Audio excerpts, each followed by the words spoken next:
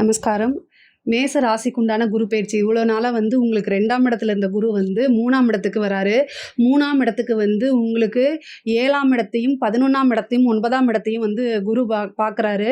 11 தொழில் மூலிமா நல்ல லாபம், அஷ்ட ஐஸ்வர்ய சம்பத்து உங்களுக்கு உறுதியாக கிடைக்கும். நிறைய மாற்றங்கள், வெளியூர் பிரயாணங்கள் இதெல்லாம் உண்டு. உங்களுக்கு திடீர் திருமண வாய்ப்புகளும் இருக்குது. பொதுவாகவே குரு 3ஆம் இடத்துல இருக்கனால நீங்கள் எடுக்கக்கூடிய முயற்சிகள் அனைத்துமே வெற்றியாகும்.